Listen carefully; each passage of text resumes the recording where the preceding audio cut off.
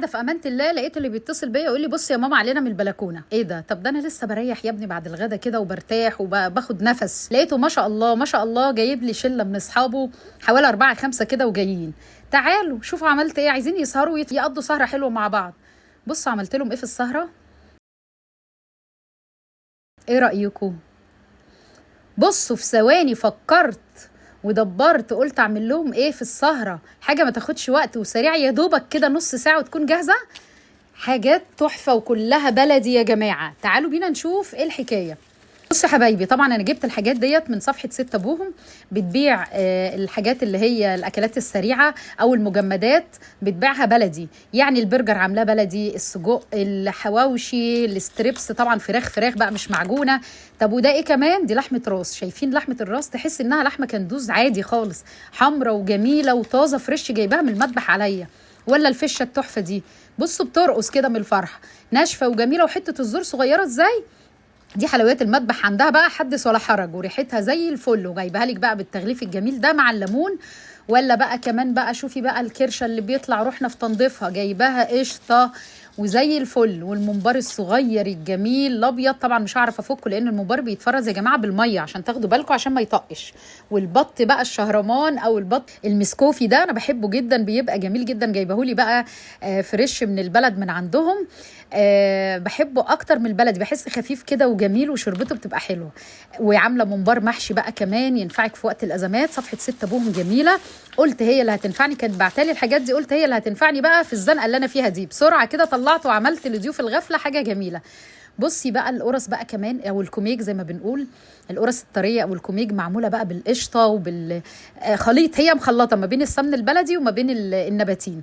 تحفه والله العظيم. وعاملاها بالقرص، عاملاها بالعجوه وعاملاها ساده. اللي عايزها سمنه بلدي خالص دي ليها سعر تاني، واللي عايزها مخلطه سعر، واللي عايزها بنباتين برضو ليها سعر. وادي الفطير وورق ورق وجماله.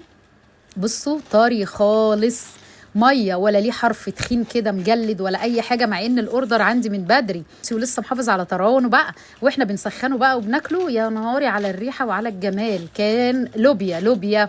هسيب لكم كل تفاصيل صفحه ست ابوهم تحت الفيديو، تواصلوا معاها وتعملوا بقى اللانش بوكس للولاد، للسندوتشات، لضيوف الغفله، للعشاء، لاي حاجه جميله جدا. جريت بسرعه على البوتاجاز، حطيت نقطه زيت صغيره عشان انزل بالبرجر التحفه ده. برجر طعمه جميل جدا يا جماعه، بلدي. نزلت بالستريبس بقى، طبعا قليته في شويه زيت صغيرين كده، خد على الجنبين. يعني بقيت مخليه النار وسط عشان البرجر يستوي والفراخ تستوي كمان، اللي هي الستريبس. بصوا بقى الجمال، في ثواني. الحاجات دي هي اللي بتنفع يا جماعه، تنفعك بقى في لانش بوكس، تنفعك على الغدا، محتاره موظفه وعايزه بسرعه بقى تعملي اكل.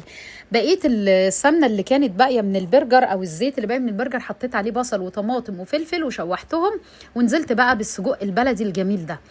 وادي بطاطس بقى كمان محمره. بصي البرجر من جوه عامل ازاي. انا طبعا مش عايزه اطول عليك الفيديو، بس بوريك مقتطفات كده. وشوفي بقى الستريبس، حتت فراخ، قطع فراخ تاكليها، مش مثلا فراخ معجونه او عجين في بقك كده، لا، حتت فراخ هي اللي بتعمله بايدها.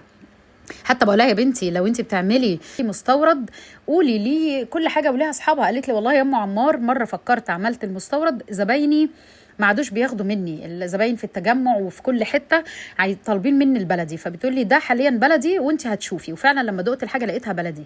السجق بقى خلاص خدته بقى كده، وشويه البصل المكرمل مع الفلفل والطماطم دول هسيبهم على جنب، بحطهم في سندوتشات البرجر زي بيبقى البصل المكرمل اللي بيعملوه في سندوتشات البرجر.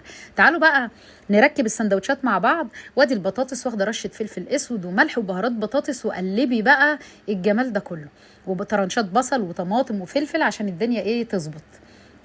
ترصي بقى السندوتش زي ما انت عايزه، كاتشب، مايونيز، مع كابوتشا، مع بطاطس، مع طماطم، مع بصل، اللي يريحك. والسجق حطيته كده ومعاه بطاطس وعليه كاتشب. ودي حطيت، والساندوتش التاني حطيت خس، وحطيت بقى الستريبس معاه وعليها بقى كاتشب او مايونيز او باربيكيو، اي صوص بقى تحبيه. وخلصت. ايه رايكم؟ عملت حفله سندوتشات، لو كنت اشتريتها بعت هنا في اي مطعم في مدينتي ما كانتش هتقل والله العظيم عن 1000 جنيه، مش هتقل، هتزيد عن 1000 جنيه.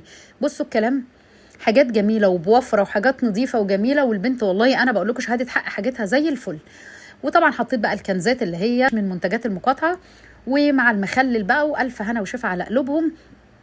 يا رب الفيديو يكون فاد الناس اللي بتبقى في ازمات كده زي حالاتي. لازم يعني الفريزر بتاعك يبقى فيه حاجه من دي، وانا ارشح لك صفحه ست ابوهم، هسيب لك تفاصيلها في اول تعليق تحت الفيديو. اتصلي بيها وهاتي المنتجات وانت الكسبانه. واترككم في رعايه الله واقول لكم السلام عليكم ورحمه الله وبركاته. تعيشوا دايما بيتكم لامم الحبايب وتاكلوا الحلو كله، والسلام ختام.